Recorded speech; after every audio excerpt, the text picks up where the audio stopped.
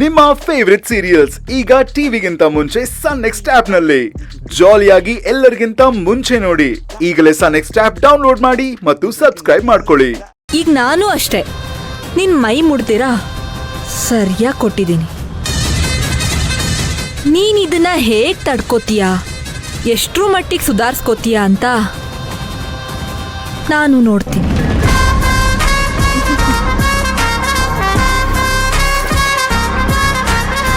ಏ ಟಿಂಗು, ನಡಿಯೋ.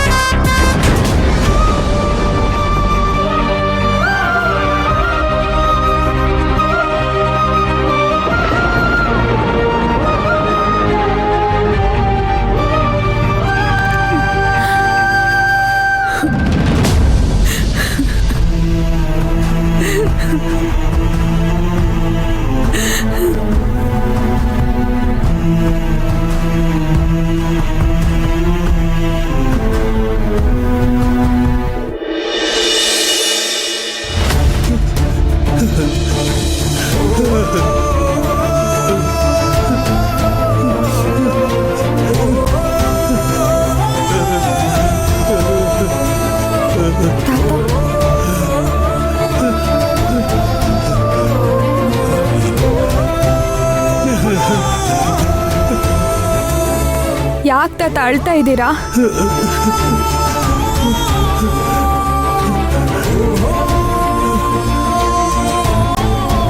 ಏನಿಲ್ಲಮ್ಮ. ಸುಮತಿ ಅಜ್ಜಿ ಆಗ್ಲಿಂದ ಫೋನ್ ಟ್ರೈ ಮಾಡ್ತಾನೆ ಇದ್ದಾರಂತೆ.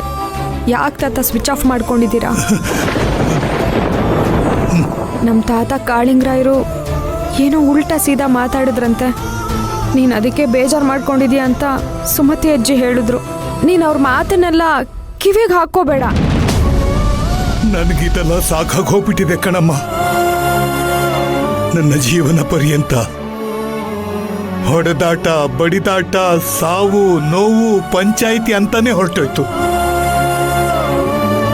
ಸಂಬಂಧ, ಸ್ನೇಹಕ್ಕೆ ಬೆಲೆನೇ ಕೊಡ್ಲಿಲ್ಲ.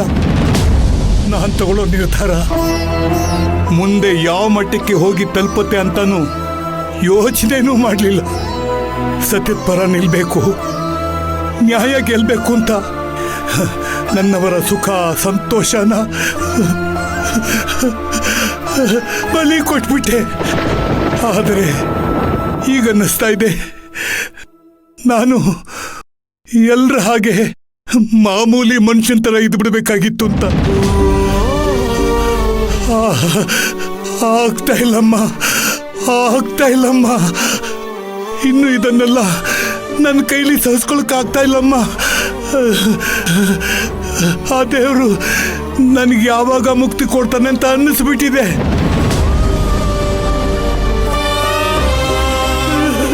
ಅಯ್ಯೋ ತಾತ, ದಯವಿಟ್ಟು ಹಾಗೆಲ್ಲ ಹೇಳ್ಬೇಡ. ನೀವಿನ್ನು ನನ್ನ ಸೀಮಂತನ ನಡೆಸ್ಕೊಡ್ಬೇಕು. ನಿಮ್ಮ ಮರಿ ಮೊಮ್ಮಗನ್ನ ಆಟ ಆಡಿಸ್ಬೇಕು. ಯಾರು ಏನೋ ಹೇಳಿದ್ರು ಅಂತ ಅದನ್ನೆಲ್ಲ ಮನಸ್ಸಿಗೆ ಹಚ್ಕೊಂಡು ಕೂತ್ಕೋತಾರ? ನಮ್ಮ ತಾತ ಕಾಳಿಂಗರಾಯರ್ ಹೇಗೆ ಅಂತ ನಿಮಗೂ ಗೊತ್ತಲ್ವಾ? ಅವರಿಗೂ ನಿಮ್ಮ ಹಾಗೆ ವಯಸ್ಸಾಗಿದೆ. ಆಗದೆ ಇರೋ ಕೆಲಸಕ್ಕೆ 1000 ಮಾತಾಡ್ತಾರೆ. ಈಗ ನನ್ನ ಗಂಡ, ನಮ್ಮ ಮಾವ ಎಲ್ಲರೂ ನಮ್ಮ ಪರವಾಗೇ ಇದ್ದಾರಲ್ವಾ? ಇನ್ಯಾಕೆ ಯೋಚನೆ ಮಾಡ್ತೀಯ? ನೀನೇನು ಚಿಂತೆ ಮಾಡಬೇಡ, ಎಲ್ಲ ಸರಿ ಹೋಗುತ್ತೆ. ಸಮಾಧಾನ ಮಾಡ್ಕೊ, ಸರಿನಾ?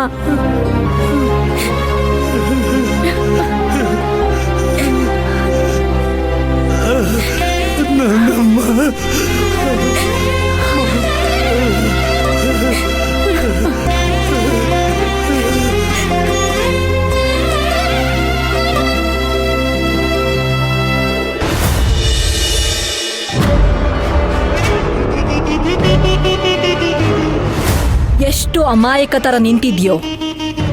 ಸೈಲೆಂಟ್ ಆಗಿರೋರ್ನ ನಂಬಾರ್ದು ಅಂತ ಹೇಳ್ತಾರೆ, ಬಟ್ ಇವಾಗ ಗೊತ್ತಾಗ್ತಿದೆ ನಂಬಲೇಬಾರ್ದು. ಸಾಕು ಸುಮ್ಮನಿರಿ ಮೇಡಮ್.